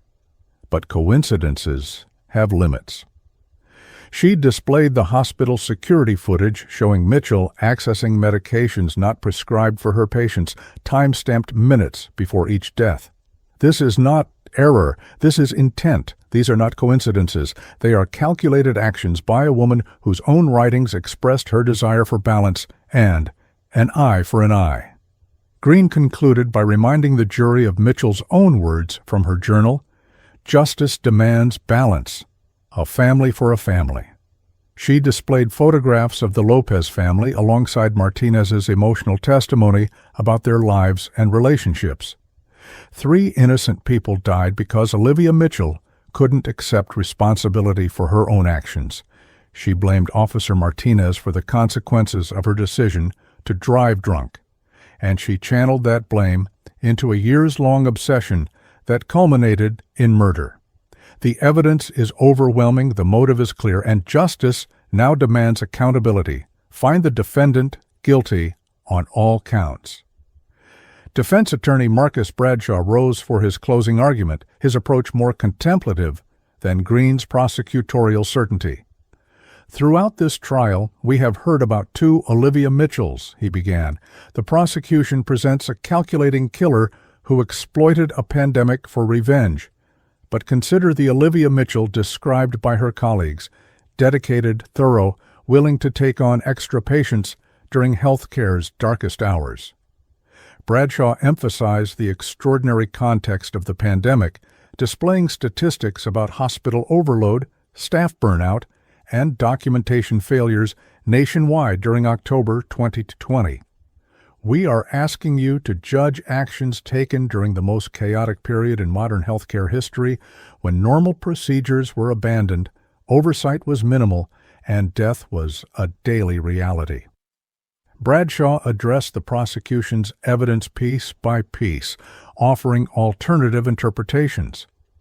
Yes, Nurse Mitchell volunteered to care for the Lopez family, as many dedicated nurses requested cohorted patients during the pandemic for efficiency and continuity of care. Yes, there were medication documentation discrepancies, as there were throughout the hospital system during this period of unprecedented strain. He suggested that Mitchell's internet searches could be viewed as professional research about a new disease that was still poorly understood, and that her journals represented therapeutic writing rather than actual plans. The prosecution wants you to believe the worst possible interpretation of ambiguous evidence. But criminal convictions, especially for capital murder, require certainty beyond reasonable doubt, not speculation based on circumstantial evidence gathered during a healthcare crisis. Bradshaw's most emotional appeal came when addressing Mitchell's post-DUI struggles. Olivia Mitchell made a serious mistake when she drove under the influence in 2017. She paid a heavy price, temporary loss of her nursing license, public humiliation when her arrest video went viral locally, divorce, separation from her children, but she also worked to rebuild her life, completing treatment, regaining her professional standing, remaining sober, showing up to care for COVID patients when many others wouldn't. He suggested that Mitchell's focus on Martinez and the arrest represented not an obsession with revenge, but a traumatic fixation on the event that had derailed her life. The writing you've seen, the social media tracking, these are the actions of someone trying to process trauma, not plan murder. The defense closing concluded with a direct challenge to the prosecution's case. The state must prove beyond reasonable doubt that these deaths were murders, not COVID fatalities, or the result of pandemic-related medical errors. They must prove that medication discrepancies were deliberate acts, not documentation failures in an overwhelmed system. They must prove that Nurse Mitchell's volunteering for these patients was motivated by murderous intent, not professional dedication. Without such proof, and I submit they have not provided it, you must return a verdict of not guilty. Judge Blackwood delivered her instructions to the jury, explaining the legal standards for first-degree murder and the concept of reasonable doubt. You must consider only the evidence presented in this courtroom, not speculation about what might have happened or what other evidence might exist, she advised. The extraordinary circumstances of the pandemic context may be considered in evaluating the evidence, but the legal standards for conviction remain unchanged regardless of external circumstances.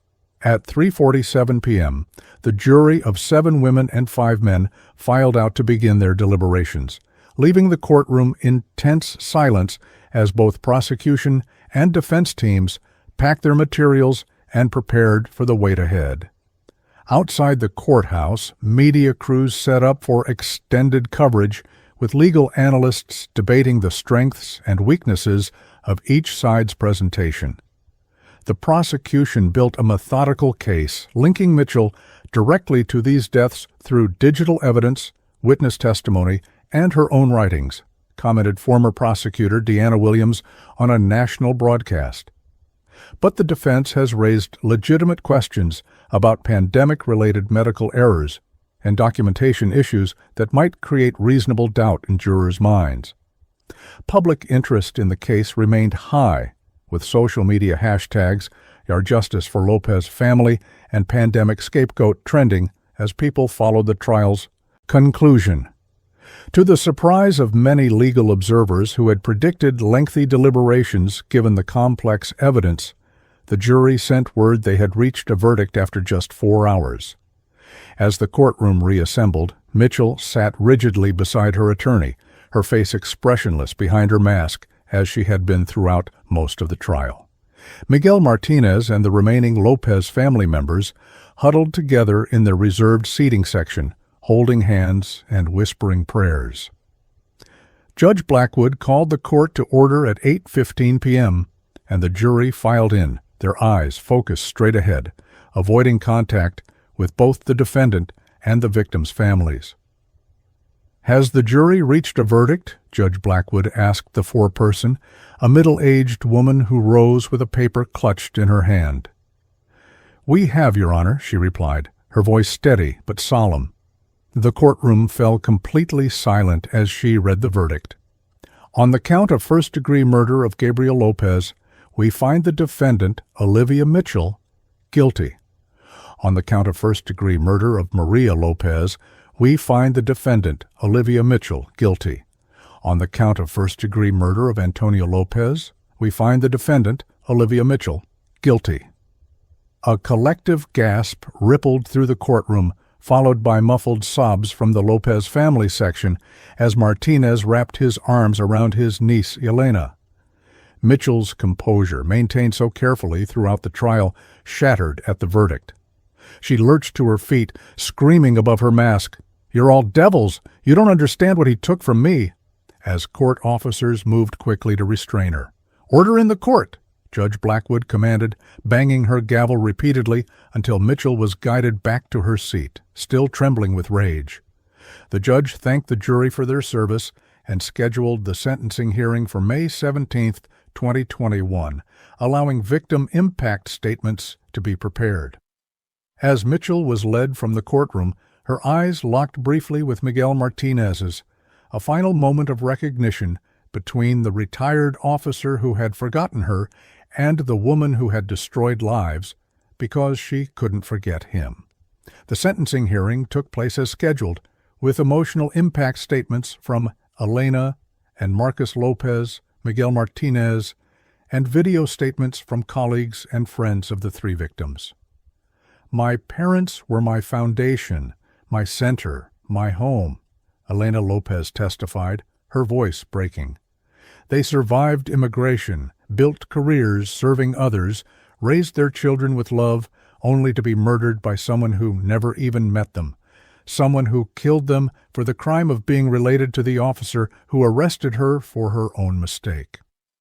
Martinez spoke directly to Mitchell during his statement. "I would have helped you if you'd asked. We could have talked about your struggles, found resources for your recovery. Instead, you chose to destroy lives that had nothing to do with your arrest. I forgive you because I must for my own healing, but I will never understand." Mitchell declined to make a statement at her sentencing, standing silently as Judge Blackwood delivered her decision. "The court has considered the heinous nature of these crimes, the deliberate targeting of multiple victims, the violation of professional trust, and the exploitation of a public health emergency to commit murder," Blackwood stated gravely. "These aggravating factors, combined with the complete lack of mitigating circumstances or remorse, leave the court with only one appropriate sentence." She imposed the death penalty for each of the three murders, a decision that sent murmurs through the courtroom despite being the expected outcome under Ohio law for aggravated multiple homicides. Mitchell showed no visible reaction to the sentence, her face once again an expressionless mask as she was led away to begin the lengthy appeals process that accompanies all capital cases. Outside the courthouse, a somber Miguel Martinez addressed the media briefly, flanked by family members wearing masks and holding photographs of Gabriel, Maria, and Antonio. "Today's verdict cannot bring back my cousins, but it does bring accountability for the person who took them from us," he stated, his voice steady despite his visible emotion. "We now begin the long process of healing, remembering our loved ones for how they lived rather than how they died."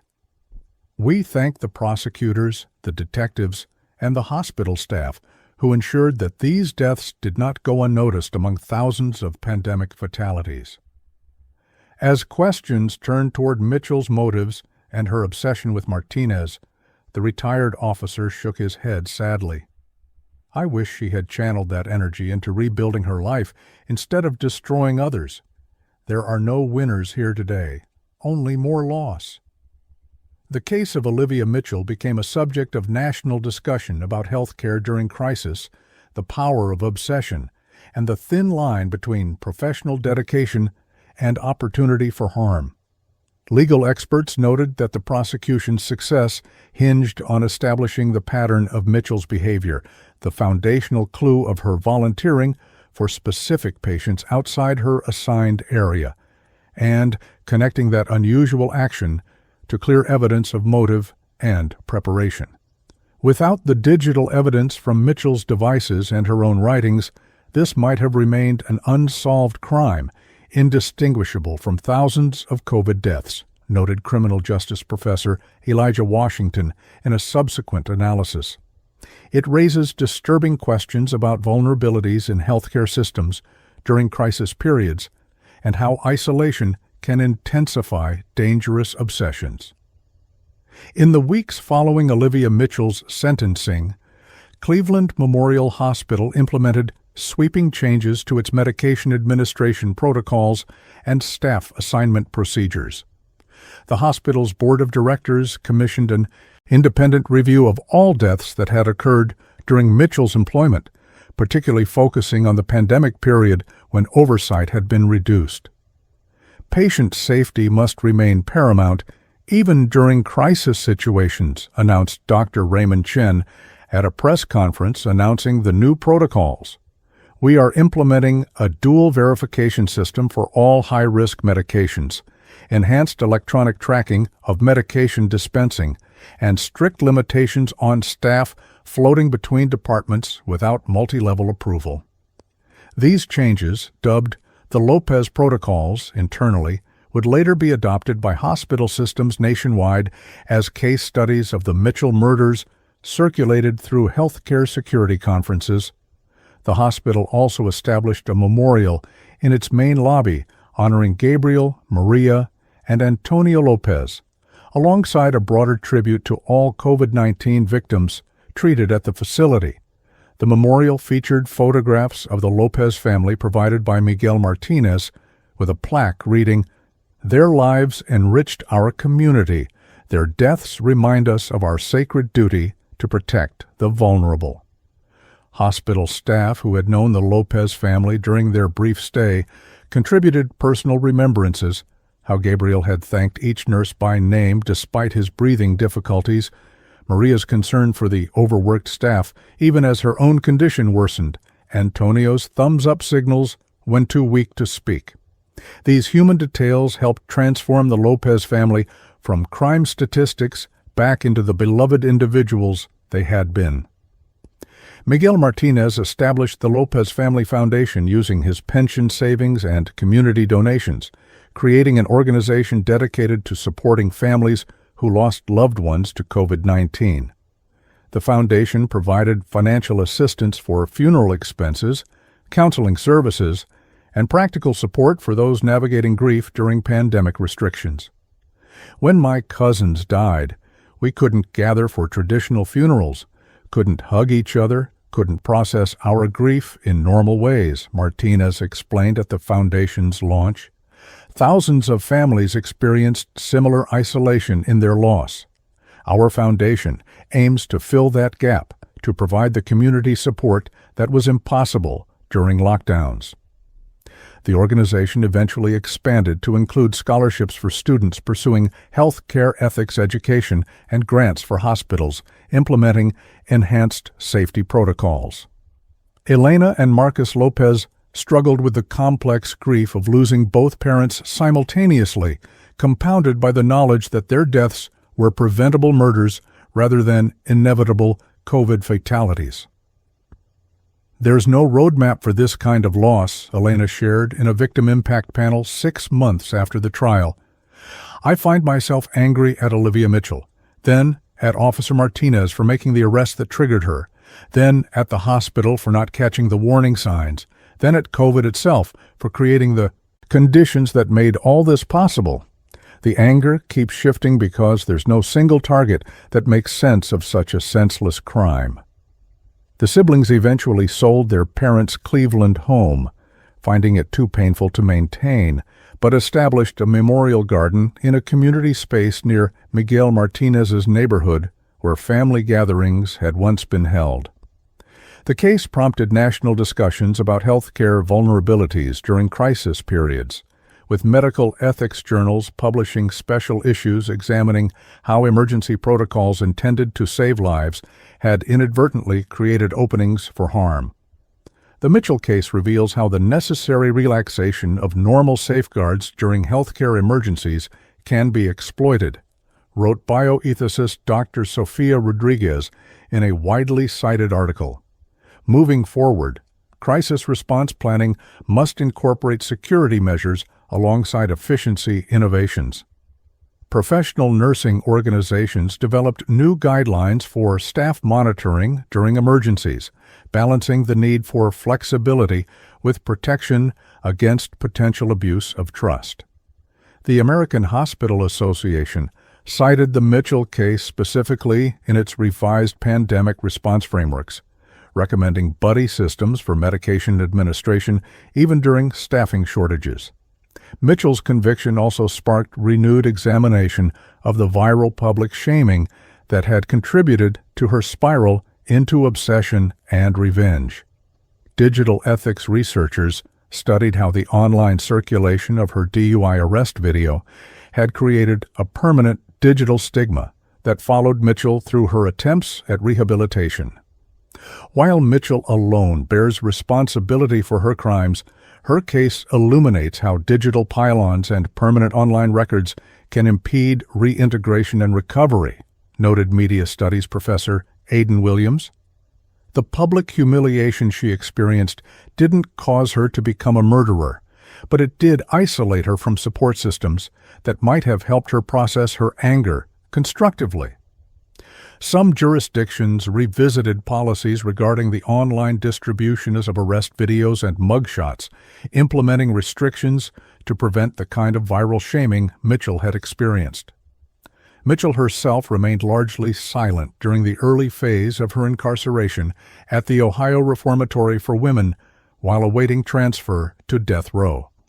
Her attorney filed the expected appeals challenging various aspects of the trial, including arguments that pandemic conditions had prevented a truly fair jury selection process and that pre-trial publicity had made an impartial verdict impossible. Legal experts predicted the appeals process would continue for years, as is typical in capital cases. Mitchell declined most interview requests, but did provide a brief written statement to a national news magazine in December 2021. "I maintain my innocence and believe time will reveal the truth about what happened to the Lopez family. COVID took countless lives. I was simply a convenient scapegoat because the system needed someone to blame for deaths it couldn't prevent." Cleveland Memorial Hospital faced multiple wrongful death lawsuits from the Lopez family estates, eventually settling for undisclosed amounts, while admitting no liability but acknowledging missed opportunities to identify concerning patterns in medication administration. The settlement funds were largely directed to the Lopez Family Foundation, with Elena and Marcus explaining they wanted the money to help other families rather than benefit themselves. "No financial compensation can replace our parents," Marcus stated after the settlement announcement, "but these resources can help ensure other families don't experience similar preventable losses." The hospital's insurance providers subsequently raised rates for all healthcare facilities nationwide, citing pandemic-related security vulnerabilities as a new risk category requiring additional coverage. The pandemic itself gradually receded in the years following the trial, but the Mitchell case remained a prominent example of how the crisis had affected human behavior in unexpected ways. Psychological studies examined how isolation, anxiety, and disruption of normal social connections during lockdowns had potentially intensified existing mental health issues and obsessive thought patterns. The pandemic created a pressure cooker effect for individuals already experiencing psychological distress, explained forensic psychologist Dr. James Henderson. Mitchell's isolation allowed her fixation on Martinez to grow unchecked by normal social interactions that might have provided perspective or intervention. Mental health professionals incorporated these insights into post-pandemic treatment protocols with special attention to identifying dangerous obsessions before they translated into action. On the third anniversary of the murders, Miguel Martinez organized a community remembrance service for his cousins at a local park, where pandemic restrictions had once prevented proper mourning. Over 200 people attended, including hospital staff, Detectives Wilson and Thompson, prosecutor Isabella Green, and many Cleveland residents who had followed the case through media coverage. The atmosphere was solemn but healing, with speakers focusing on the lives and contributions of the Lopez family rather than the circumstances of their deaths. Martinez unveiled a simple stone monument inscribed with their names and the words, "Remembered not for how they left us, but for the love they brought while here." The gathered community observed a moment of silence at the exact times of the three deaths, now reclaimed as moments of remembrance rather than tragedy. For the healthcare workers of Cleveland Memorial Hospital, the case left complex legacies of guilt, vigilance, and commitment to change. Many staff members who had worked alongside Mitchell expressed ongoing distress at not recognizing the warning signs of her dangerous obsession. "She worked with us every day, sharing breaks and stories about patients while planning these murders, reflected Nurse Rachel Winters in a hospital support group session documented for a healthcare journal. I still check and double-check every medication, still look at my colleagues, and wonder what they might be hiding. The hospital's Employee Assistance Program developed specialized counseling for staff dealing with this form of institutional trauma, acknowledging that the betrayal of professional trust affected the entire healthcare community. Cleveland itself gradually incorporated the Mitchell case into its complex history, another chapter in the resilient city's story of industrial decline, cultural renaissance, and community perseverance through hardship. Local high schools developed ethics curriculum using the case to discuss professional responsibility, the consequences of public shaming, and the importance of mental health support systems. The courthouse where Mitchell was tried added new security features to manage high-profile cases, while the Cleveland Police Department implemented enhanced training on recognizing when routine arrests might trigger dangerous fixations in individuals with particular psychological vulnerabilities. "We can't predict every possible consequence of an arrest," noted the police chief at a training session, "but we can be more aware of risk factors for obsessive responses." As Olivia Mitchell's appeals wound through the legal system, the principal questions raised by her case remained unresolved in broader societal discussions. How had a dedicated healthcare professional transformed into a calculated killer? Could earlier interventions have redirected her obsession with Officer Martinez before it turned deadly? What vulnerabilities in pandemic healthcare protocols still remained unaddressed? The answers remained elusive, but the questions themselves shaped policy, research, and community healing efforts in Cleveland and beyond. The Lopez family, Gabriel, Maria, and Antonio, were remembered not only as victims of a senseless crime, but as cherished individuals whose lives had enriched their community and whose deaths had prompted critical changes to protect future patients during times of crisis. On his retirement from the Cleveland Police Department's Detective Division in 2023, Liam Wilson reflected on the Mitchell case as the most disturbing of his career. "What stays with me is how ordinary it all seemed on the surface. A nurse volunteering for extra patients during a pandemic, a family succumbing to a virus that was taking thousands of lives daily. Without that one observant pharmacy tech noticing medication discrepancies, without Jackson remembering Mitchell's unusual request to take specific patients, these murders might have remained hidden among pandemic statistics." His observation captured the enduring lesson of the case, that even in times of unprecedented crisis, the details matter.